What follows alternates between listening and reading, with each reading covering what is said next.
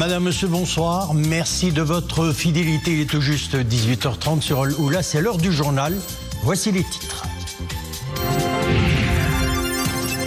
Accord entre gouvernement et centrale syndicale pour une hausse générale de 1000 dirhams par mois des salaires des fonctionnaires du secteur public.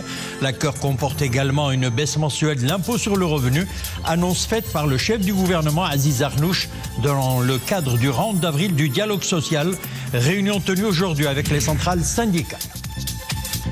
Méga projet structurant du nouveau modèle de développement des provinces du Sud, le port d'Arla Atlantique affiche un taux d'avancement des travaux de plus de 12%. Une enveloppe de plus de 12 milliards de dirhams est allouée à la réalisation de cette importante infrastructure portuaire. Sur l'état d'avancement des travaux, nous suivrons le reportage en milieu de journal.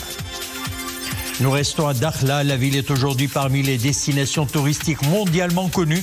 La perle du Sud s'est forgée au fil du temps une notoriété internationale de paradis des sports de glisse. La capacité litière est également en pleine expansion. 27 nouvelles unités hôtelières verront le jour très prochainement. Avant de développer ces titres, ce message de félicitations adressé par Sa Majesté le roi Mohammed VI à M. Nizar Baraka suite à sa réélection au poste de secrétaire général du parti de l'Istiqlal. Sa Majesté le roi exprime à M. Baraka ses vœux de plein succès pour continuer à mener à bien ses missions partisanes en vue de réaliser les aspirations du parti, à conforter sa place sur la scène politique nationale et à remplir au mieux ses missions constitutionnelle avec un sens élevé de responsabilité et de patriotisme sincère au service des intérêts suprêmes de la nation et des citoyens. Sa Majesté le roi demande à M. Nizar Baraka de transmettre sa haute considération à l'ensemble des militants et militantes du parti de l'Istiqlal.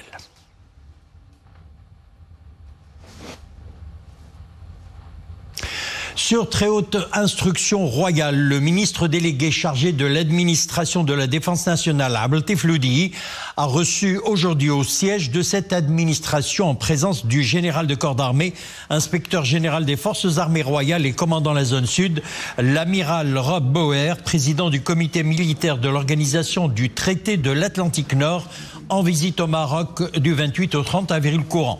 Cette visite au Royaume s'inscrit dans le cadre des efforts déployés par l'OTAN pour renforcer son partenariat avec les membres du dialogue méditerranéen dans la perspective de recueillir une évaluation de la situation sécuritaire régionale et d'affermir les opportunités de coopération avec l'Alliance, indique l'administration de la Défense nationale dans un communiqué. Au cours de cet entretien, les responsables ont échangé sur différents aspects de la coopération entre l'OTAN et le Maroc dans les domaines de formation et de renforcement des capacités en vue d'assurer la sécurité dans la région méditerranéenne. L'amiral Rob Bauer a salué l'engagement multidimensionnel du Royaume en tant qu'acteur important de stabilité face aux différents défis et enjeux marquant la sécurité régionale et sa détermination sous l'égide et la direction éclairée de Sa Majesté le roi Mohammed VI pour la conduite des stratégies de réforme et le rayonnement du Royaume en tant que havre de stabilité et de paix pour son voisinage euro-méditerranéen et africain. Et au terme de cette rencontre, les responsables ont manifesté l'ambition et la volonté commune de consolider à l'avenir les relations unissant le Royaume du Maroc et l'OTAN. L'amiral Bauer animera une conférence au Collège royal de l'enseignement militaire supérieur à Kenitra au profit des officiers militaires sous le thème « Les perspectives et les stratégies de l'OTAN », précise le communiqué. Le ministre gambien des Affaires étrangères est au Maroc. Mamadou Tangara a été reçu par le ministre des Affaires étrangères de la coopération africaine et des Marocains résidant à l'étranger, Nasser Bourita, auquel il a remis un message écrit à Sa Majesté le roi Mohammed VI de la part du président de la République de Gambie, M. Adama Barrow. Le ministre gambien des Affaires étrangères et de la coopération a réitéré la volonté de la Gambie de travailler main dans la main avec le Maroc pour réaliser les objectifs fixés pour une Afrique prospère, solidaire et stable, soulignant l'importance de l'initiative royale pour l'Atlantique qui constitue un gage de stabilité et de prospérité. Et puis dans une déclaration à la presse à l'issue de cette entrevue, M. Tangara s'est félicité de l'excellence des relations entre le Maroc et la Gambie, saluant le soutien considérable apporté par le Royaume sous le leadership de Sa Majesté le Roi pour le succès du sommet de l'Organisation de la coopération islamique prévu les 4 et 5 mai en Gambie. Le chef de la diplomatie gambienne a saisi cette occasion pour réaffirmer le soutien de son pays à l'intégrité territoriale et à la souveraineté du Maroc sur l'ensemble de son territoire, y compris le Sahara marocain. Nous l'écoutons. Nous saluons l'initiative du Maroc sur l'Atlantique, qui est gaz de stabilité et de prospérité. C'est l'occasion aussi d'affirmer de nouveau notre soutien au Maroc pour préserver l'intégrité de son territoire, la souveraineté du Maroc sur l'ensemble du territoire marocain et notamment dans son Sahara. Dialogue social et nous le disions en titre, accord avec les centrales syndicales pour une hausse générale de 1000 dirhams par mois des salaires des fonctionnaires du secteur public. L'annonce a été faite par le chef du gouvernement Aziz Arnouch dans le cadre du round d'avril du dialogue social avec les centrales syndicales et les associations et organisations professionnelles. L'accord prévoit également une baisse mensuelle de l'impôt sur le revenu de l'ordre de 400 dirhams pour les fonctionnaires et les salariés des catégories à revenus moyens. Iman Ablou, Youssef Chelbi. Un accord très attendu, le voilà conclu. Le gouvernement et les centrales syndicales y sont parvenus après plusieurs rounds de négociations. Le clou de l'accord, une hausse générale de 1000 dirhams net par mois des salaires des fonctionnaires du secteur public.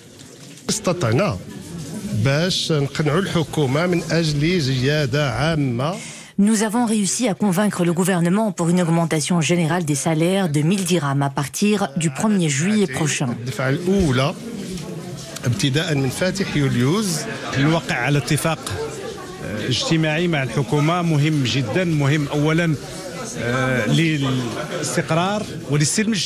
Nous avons signé un accord très important pour la paix sociale et pour la classe ouvrière. Il s'agit d'une véritable hausse des salaires et d'une véritable baisse de l'impôt sur le revenu. Le SMIC augmentera de 10% sur 2 ans. Nous nous engageons également de travailler sur la loi relative à la grève pendant l'actuelle session parlementaire et nous allons programmer la réforme des régimes de retraite lors de la session prochaine en octobre.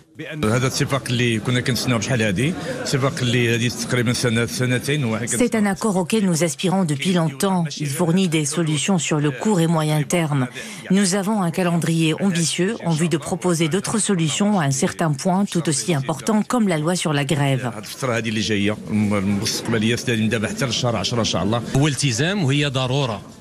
C'est un engagement doublé d'une nécessité vu la conjoncture que traverse le Maroc ces dernières années à cause de l'inflation et du renchérissement des prix.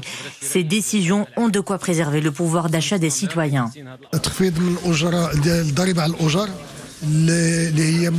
Nous avons convenu de la baisse de l'impôt sur le revenu et de la hausse du SMIC de 10%, 5% en janvier 2025 et 5% en janvier 2026.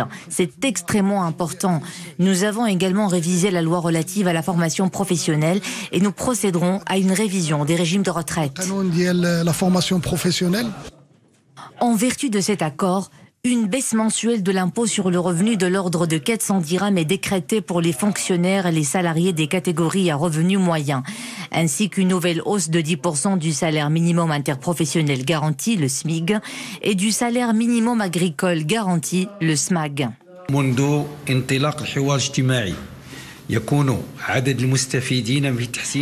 le lancement du dialogue social, le nombre des bénéficiaires de l'augmentation salariale a atteint 4 250 000 personnes, dont 1 250 000 du secteur public et 3 millions salariés du privé. Ceci confirme les choix démocratiques et les orientations sociales de l'État.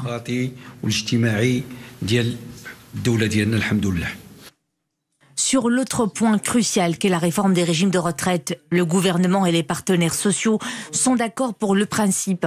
La réforme est inéluctable, mais il faut un peu plus de temps pour négocier le virage. Pour cela, il va falloir attendre la prochaine session parlementaire. Le Siam a fermé ses portes hier à Meknes. Le Salon international de l'agriculture du Maroc a rassemblé 70 pays dont l'Espagne était l'invité d'honneur. Organisée du 22 au 28 avril 2024, la 16e édition du Siam, dont la cérémonie d'ouverture, rappelons-le, a été présidée par son Altesse royale, le prince héritier Moulay El Hassan, a choisi pour thème climat et agriculture pour des systèmes de production durables et résilients. La nouveauté cette année, eh bien, un espace réservé au pôle agri-digital destiné à optimiser les pratiques agricoles. Cet engagement envers le numérique témoigne de la volonté des organisateurs du salon de promouvoir des pratiques agricoles qui conjuguent tradition et innovation. Avec une participation record de 1500 exposants et plus d'1 million de visiteurs, le salon a non seulement consolidé sa réputation, mais aussi son impact sur le secteur. Le pôle produits du terroir a grandi significativement cette année pour s'étendre à près de 16 000 mètres carrés, a accueilli 512 exposants représentant des groupements d'intérêt économique et des coopératives. Il a mis en lumière les coopératives, y compris celles des zones sinistrées par le séisme d'El Haouz, permettant à ces communautés de présenter leurs produits et de bénéficier de nouvelles opportunités commerciales.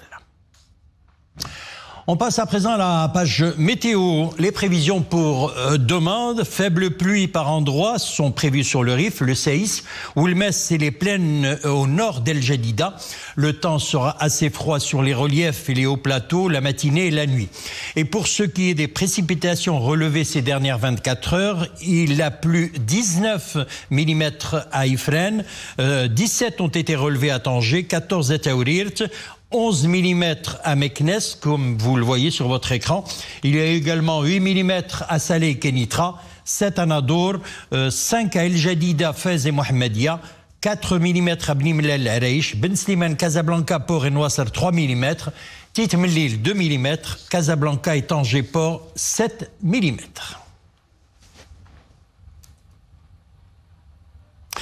En actualité internationale, à présent direction la Palestine, le secrétaire d'État américain Anthony Blinken appelle le Hamas à accepter une proposition de trêve associée à une libération d'otages, selon lui extraordinairement généreuse dans la guerre qui oppose le mouvement à Israël depuis près de 7 mois dans la bande de Gaza. Une réunion doit se tenir au Caire entre des représentants d'Égypte et du Qatar, deux des pays médiateurs avec les États-Unis et le Hamas, qui doit donner sa réponse à cette proposition négociée entre Israël et l'Égypte après des mois de discussions infructueuse. Anthony Blinken a aussi réitéré l'opposition de son pays à une offensive israélienne sur la ville surpeuplée de Rafah, dans le sud de la bande de Gaza, devenue un immense camp de réfugiés abritant plus d'1,5 million de Palestiniens dans des conditions sanitaires catastrophiques. L'impact de l'inflation sur les taux d'intérêt ainsi que la nécessité de renforcer et diversifier les chaînes d'approvisionnement au niveau mondial s'invitent largement au débat, marquant donc l'ouverture des travaux de la réunion spéciale du Forum économique mondial qui s'est tenue à Riyad en Arabie Saoudite. Une délégation marocaine participe à la réunion spéciale de haut niveau du Forum économique mondial. Cette réunion de haut niveau témoigne de l'importance que le Maroc accorde sous la sage conduite de Sa Majesté le roi Mohammed VI au dialogue international et à la coopération mondiale pour un avenir économique et environnemental plus durable. Immersion à présent au cœur du vaste chantier du port Dakhla Atlantique. Un chantier où s'activent pas moins de 1600 personnes, un méga projet structurant qui permettra d'ailleurs de soutenir le développement économique, social et industriel des provinces du Sud. L'achèvement des travaux est prévu vers la fin 2028. Une enveloppe de plus de 12 milliards de dirhams est allouée pour la réalisation de cette importante infrastructure portuaire. Sur l'état d'avancement des travaux, voyons ce reportage signé Nour Del Saber, Hussein El-Hadjaoui, Zakaria Mokhenbillah. Au nord de Dakhla, les travaux du nouveau port Dakhla Atlantique avancent à grande vitesse. Les ouvrages sont en constante progression sur tous les volets de ce projet stratégique. Des blocs en béton armé sont produits sur place pour édifier les structures phares, ponts maritimes et infrastructures de protection. Une zone économique d'une superficie de 1000 hectares verra bientôt le jour dans cette zone. Son rôle, favoriser les activités industrielles et logistiques dans la région Dakhla Oued Dahab. Le port de commerce vise des marchandises diverses de façon à répondre aux différents besoins de l'industrie ou de l'activité économique de la région. Alors, le port est adossé à une zone portuaire, logistique portuaire de 650 hectares et le port n'est situé qu'à une distance de 7 km d'une zone d'activité économique de plus de 1000 hectares. Ce projet phare du nouveau modèle de développement vise une croissance intégrée et durable des provinces du Sud. Le port est constitué de 3 bassins. Un bassin pour la réparation navale, un port de pêche et un port de commerce. Parmi les priorités de ce chantier figure la sécurité de l'ensemble des intervenants et le respect des normes de qualité. Ce projet d'envergure a instauré une politique qualité, hygiène, sécurité et environnement stricte depuis sa conception. Donc, dans ce cadre, cette politique comporte un plan d'assurance qualité avec un niveau de contrôle 3. Donc, ce plan vise à garantir la qualité et la performance des travaux avec les meilleurs standards internationaux. Le port d'Dakhla Atlantique, l'un des plus grands édifices prévus par la stratégie nationale des ports à l'horizon 2030. Réalisé par des entreprises nationales, ce projet met à contribution des compétences marocaines. Il permettra de drainer davantage d'investissements dans la région et contribuera à renforcer les liens du royaume avec son ancrage africain. Et en parlant toujours de Dakhla, réputée pour la douceur de son climat et ses atouts naturels, la ville est aujourd'hui parmi les destinations touristiques mondialement connues. La perle du Sud s'est forgée au fil du temps, d'ailleurs une notoriété internationale de paradis des sports de glisse. Dakhla se révèle aujourd'hui parmi les destinations les plus appréciées par les amateurs de dépaysement. La capacité litière est en pleine expansion. 27 nouvelles unités hôtelières verront le jour très prochainement. On retrouve donc Hussein Henchaoui, Nourdine Sabir, le commentaire est signé Maria Aoued. Avec son sable blanc immaculé, sa lagune d'un bleu translucide, ses hôtels de luxe et ses paysages paradisiaques, le joyau du sud marocain porte bien son nom. Que l'on veuille chiller au bord de la piscine ou pratiquer du kitesurf, la destination Dakhla et ses sports de glisse reconnus dans le monde entier ne cessent de séduire les touristes de tous bords. Gente muy amable, mucha seguridad. Les gens ici sont tellement aimables et accueillants que c'est un plaisir de tous les instants. C'est une ville sûre avec de très beaux hôtels. Et que dire de la plage, si ce n'est qu'elle est magnifique, avec une eau limpide. La ville de Dakhla connaît un rebond touristique et cela notamment grâce à l'implantation de nouvelles structures hôtelières. La ville est également très belle et accueillante. Elle regorge d'activités à découvrir et c'est devenu un spot mondial pour les sports nautiques. Hissée au rang de capitale mondiale du kitesurf, en raison de son vent constant, de la qualité de ses vagues et des compétences des instructeurs qui encadrent les activités nautiques, Dakhla est un havre de paix au cœur de la nature. C'est la première fois qu'on vient et on est vraiment ravis de la ville. Toute la région est sympathique. Il fait très beau en plus, donc on est très contents. Nous on vient de France. C'est la première fois qu'on vient à Dakhla. Voilà. D'habitude on en fait en France, mais là on est venu parce que le vent est constant. On a un bon vent tout le temps, donc c'est plus facile pour nous. Comme une promesse d'évasion au service d'un environnement jusque-là préservé, Dakhla est un sanctuaire de paix, de tranquillité pour toutes celles et ceux qui souhaitent une déconnexion totale entre mer et désert. Voilà, c'est avec ces très belles images de Dakhla que nous refermons l'édition. Merci de nous avoir suivis. L'info revient à 21h. Excellente soirée et à demain.